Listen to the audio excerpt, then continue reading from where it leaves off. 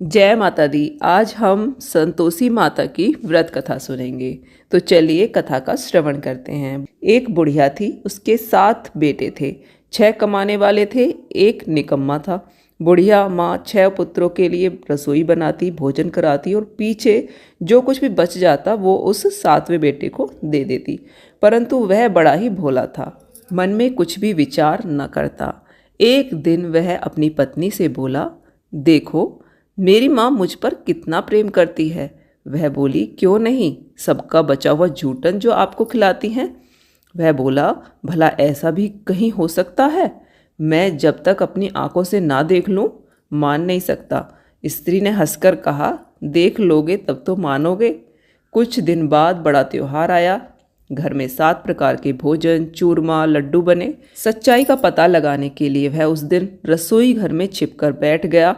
कपड़े में से झांकते हुए सब कुछ देखता रहा। 6 भाई भोजन करने आए। उसने देखा माँ ने उनके लिए सुंदर आसन बिछाए, 7 प्रकार की रसोई परोसी और आग्रह करके उन्हें जिमाया। वह सब देखता रहा। जब 6 भाई भोजन कर कर उठे तो माँ ने उनकी झूठी थालियों में से लड्डुओं के टुकड़ों को उठाकर लड्डू बनाए। झूठन साफ कर बुढ़िया माँ ने उसे पुकारा, बेटा 6 भाई भोजन कर गए हैं, अब तू ही बाकी है, आजा तू भी खा ले। वह कहने लगा, माँ मुझे भोजन नहीं करना, अब मैं परदेश जा रहा हूँ। माँ ने कहा, कल जाता है तो अभी चला जा। वह चल दिया। चलते समय उसे अपनी पत्नी की याद आई। वह गौशाला में कंडे थाप रही थी। वहाँ जाकर बोला, हम जावें परदेस को, आवेंगे कुछ काल, तुम रहियो संतोष से, धर्म आपनो पाल। वह बोली, जाओ पिया हमारो व सोच हटाए, राम भरोसे हम रहे, ईश्वर तुम्हें सहाय। देहु निशानी आपनी, देख धरू मैं धीर, सुधि हमारी मत बिसारियो, रखियो मन गंभीर। यह सुनकर वह अपनी अंगूठी देकर बोला, अपनी निशानी भी मुझे दे दो। वह बोली, मेरे पास क्या है, यह गोबर भरा हाथ है। कहकर पीठ पे गोबर के हाथ की छाप लगा दी। वह चल दिया। चलते चलते दूर देश में एक साहूकार की दुकान पर जाकर कहने लगा, भाई मुझे नौकरी पर रख लो। व्यापारी को नौकर की जरूरत थी। वह बोला, ठीक है रह जा। इसने पूछा, तनख्वाह क्या दोगे? साहूकार ने कहा, काम देखकर दाम मिलेंगे। वह नौकरी करने लगा। थोड़े ही दिनों में दुकान के लेन देन, हिसाब किताब, ग्राहकों को माल बेचना आदि सारा काम करने लगा। साहूकार के 7-8 नौकर थे। वे सभी उसकी होशियारी पर चक्कर खाने लगे। सेठ ने काम देखकर उसे 3 महीने में ही आधे मुनाफे का हिस्सेदार बना दिया। 12 वर्षों में वह नामी सेठ बन गया। अब बहू पर क्या बीती सो सुनो। सास ससुर उसे बड़ा दुख देने लगे। सारी गृहस्थी का काम कराते, लकड़ी लेने जंगल भेजते और आटे की बची हुई भूसी से रोटी बनाकर उसे देते तथा फूटे नारियल की नरेली में पानी देते। इस प्रकार वह दिन गुजारने लगी। एक दिन वह लकड़ी लेने जा रही थी कि उसे रास्ते में बहुत सी स्त्रियां संतोषी माता का व्रत करती दिखाई दी। उसने वहां खड़े होकर कथा सुन पूछा, बहनों यह तुम किस देवता का व्रत कर रही हो? इसके करने का क्या फल है? इस व्रत की विधि विधान मुझे समझाओ और कहो, मैं आपका बड़ा उपकार मानूंगी। तब एक स्त्री बोली, सुनो, यह संतोषी माता का व्रत है। इसको करने से दरिद्रता का नाश होता है, घर में लक्ष्मी आती है, मन की चिंताएं दूर होती हैं, निसंतान को संतान मिले, स्वामी बाहर गया हो तो शीघ्र आवे, कुंवारी कन्या को श्रेष्ठ वर मिले, राजद्वार में मुकदमे की जीत हो जाए, कलह कलेश की निवृत्ति हो, सुख शांति आवे, धन और जायदाद का लाभ हो, रोग दोष दूर हो जाए तथा मन में जो भी कामना होवे सब संतोषी माता की कृपा से पूरी हो जावे, इसमें संदेह नहीं है। वह पूछने लगी, यह व्रत कैसे किया जाए, यह भी बताओ तो बड़ी कृपा होगी। वह स्त्री कहने लगी, 1.25 रुपये का गुड़ चना लेना, इच्छा हो तो 5 रुपये का या फिर 11 रुपये का, बिना परेशानी श्रद्धा और प्रेम से जितना भी बन सके सवाया करके लेना। प्रत्येक शुक्रवार को निराहार रहकर कथा कहना सुनना। सुनने वाला कोई ना मिले तो घी का दीपक जलाकर उसके सामने या फिर जल का लोटा भरकर उसके सामने कथा कहना। कथा के पश्चात प्रसाद बांटकर स्वयं भी ग्रहण करना। केवल एक बार ही भोजन करना। इस दिन घर में कोई भी खटाई न खाए, इस बात का ध्यान रखना। जब तक कार्य सिद्ध न हो नियम पालन करना और कार्य सिद्ध हो जाने पर व्रत का उद्यापन करना। 3 मास में माता फल पूरा करती हैं। यदि किसी के ग्रह कोटे भी हों तो भी माता 3 वर्ष में अवश्य ही कार्य सिद्ध कर देती हैं। फल सिद्ध होने पर उद्यापन करना चाहिए, बीच में नहीं। उद्यापन में 2.5 सेर आटे का खाजा या इसी प्रणाम से खीर या फिर चने का साग करना चाहिए। 8 लड़कों को भोजन कराना, जहाँ तक हो सके देवर जेठ भाई बंधु कुटुंब के लड़के लेना, ना मिले तो अन्य रिश्तेदारों या फिर पड़ोसियों के लड़कों को बुलाना, उन्हें भोजन कराना तथा यथाशक्ति दक्षिणा देकर माता का नियम पूरा करना। उस दिन घर में कोई खटाई न खावे। यह सुन बुढ़िया के लड़के की बहू चल दी। रास्ते में लकड़ी बेच उन पैसों से गुड़ चना ले व्रत की तैयारी कर आगे चली। सामने मंदिर देख पूछने लगी, यह मंदिर किसका है? वह सब कहने लगे संतोषी माता का मंदिर है। यह सुनकर मंदिर में जाकर माता के चरणों में गिर गई और विनती करने लगी, हे माता, मैं अज्ञानी हूँ, व्रत के नियम नहीं जानती, बहुत दुखी हूँ। हे माता जगत जननी, मेरा दुख दूर करो, मैं तेरी शरण में हूँ। माता को दया आई। एक शुक्रवार ही बीता था कि दूसरे शुक्रवार को पति का पत्र आया और तीसरे शुक्रवार को उसका भेजा हुआ पैसा आ पहुँचा। यह देखकर जेठ जेठानी मुँह सिकोड़ने लगे, इतने दिनों में पैसा आया, इसमें क्या बड़ाई है? लड़के ताने देने लगे कि काकी के पास अब तो पत्र आने लगे हैं, रुपया आने लगा है, अब तो काकी की खातिर बढ़ेगी, अब तो काकी बोलने पर भी नहीं बोलेंगी। बेचारी सरलता से कहती, भैया कागज रुपया आना तो हम सब के लिए अच्छा है।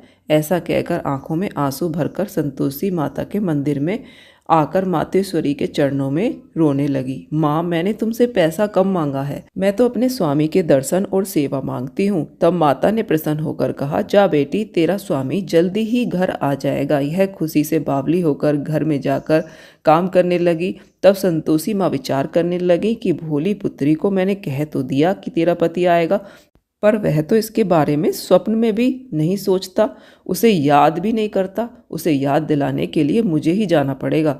तब माता उसके पति के पास जाकर स्वप्न में प्रकट होकर कहने लगी, साहूकार के बेटे सो रहा है या जाग रहा है? वह कहने लगा, माता, सोता भी नहीं हूँ और जागता भी नहीं हूँ, बीच में ही हूँ, कहो क्या आ गया है? माँ कहने लगी, तेरा घरबार कुछ है या नहीं?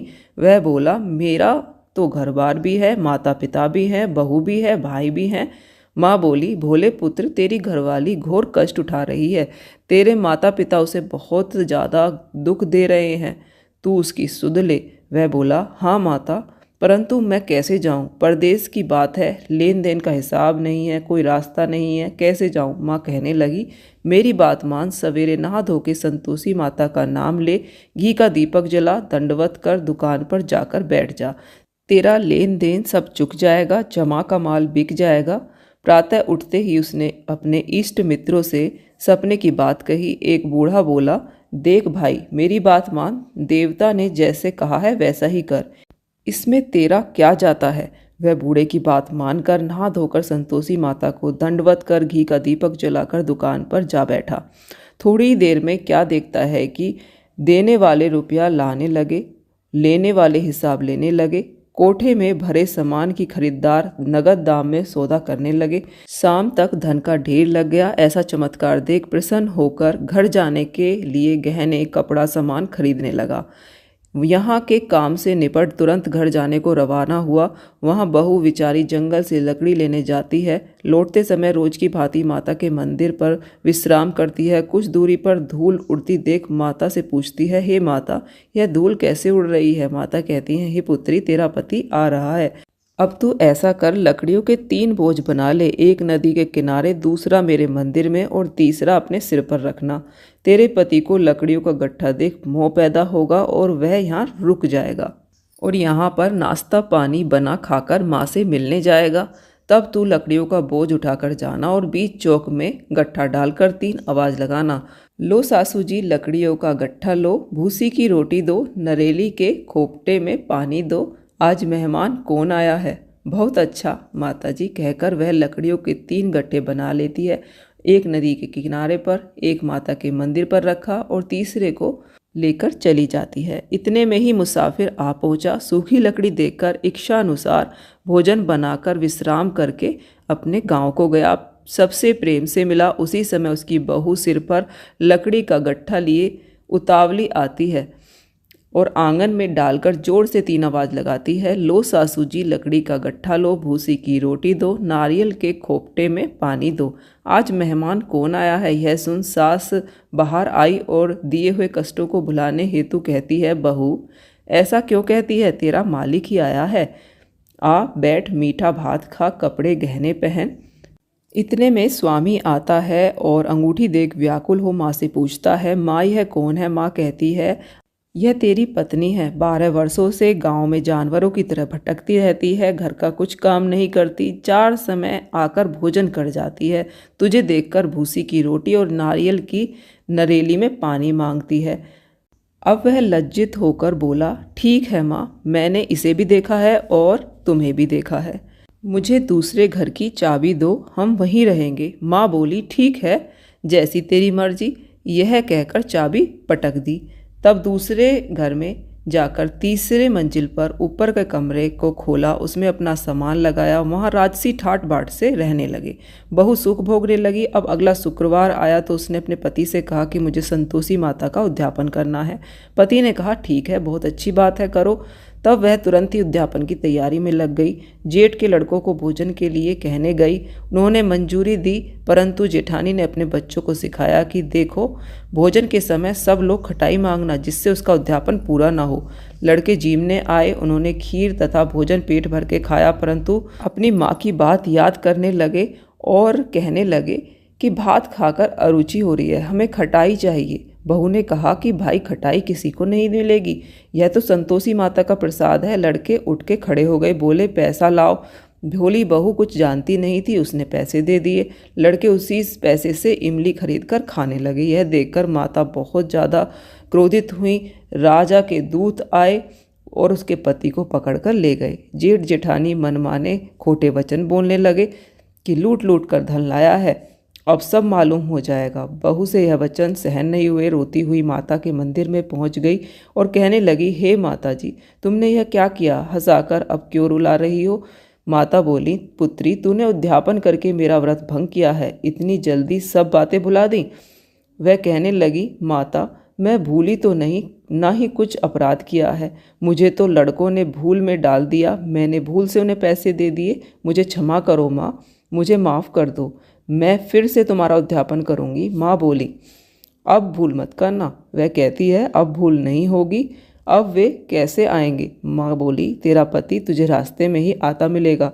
वह निकली, राह में पति आता हुआ मिला। पूछती है, तुम कहाँ गए थे। वह बोला, इतना धन कमाया है तो राजा ने पूछताछ के लिए बुलाया था। दोनों प्रसन्न होकर घर गए। कुछ दिन बाद फिर शुक्रवार आया। वह बोली, मुझे फिर से उद्यापन करना है। पति ने कहा, करो। फिर से जेठ के लड़कों को भोजन के लिए कहने गई। जेठानी ने खरी खोटी सुनाई। सब लड़कों को पहले से ही खटाई मांगने को सिखा दिया। लड़के कहने लगे, हमें खीर नहीं खानी है, भात नहीं खाने, हमें तो खटाई खानी है। वह बोली, खटाई खाने को नहीं मिलेगी, आना है तो आओ। यह कहकर ब्राह्मणों के लड़कों को लाकर भोजन कराने लगी। यथाशक्ति दक्षिणा की जगह एक एक मीठा फल दिया।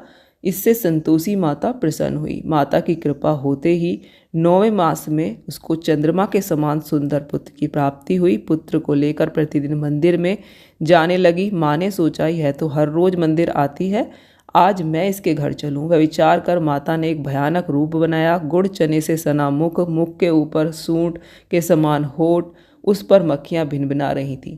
देहरी पर पांव रखते ही उसकी सास चिल्लाई, देखो रे, कोई चुड़ैल आई है, डाकनी चली आ रही है, लड़कों इसे भगाओ, नहीं तो यह किसी को खा जाएगी। लड़के भागने लगे, चिल्लाकर खिड़की बंद करने लगे। बहू एक रोशनदान में से सब देख रही थी। प्रसन्नता से चिल्लाने लगी, आज मेरी माँ मेरे घर आई हैं। यह सोचकर बच्चे को दूध पीने से हटाती है। इतने में सास का क्रोध फट पड़ा। वह बोली, क्या ऐसा क्या देख लिया जो इतनी उतावली होकर भाग रही है। बच्चे को ऐसे पटक दिया। इतने में ही माँ के प्रताप से जहाँ तहाँ लड़के ही लड़के नजर आने लगे। वह बोली, जिसका व्रत करती हूँ वही संतोषी माता हैं। इतना कहकर झट से सारे घर के किवाड़ खोल देती है। सबने माता जी के चरण पकड़ लिए, विनती की, हे माता, हम मूर्ख हैं, अज्ञानी हैं, पापी हैं, तुम्हारे व्रत की विधि हम नहीं जानती, तुम्हारा व्रत भंग कर हमने बहुत बड़ा अपराध किया है। हम हे जगत माता, आप हमारा अपराध क्षमा करो। इस प्रकार माता प्रसन्न हुई। बहू को प्रसन्न हो, जैसा फल दिया वैसे ही माता सबको देना। जो यह कथा पढ़े सुने उसके संपूर्ण मनोरथ पूर्ण करना। बोलो संतोषी माता की जय।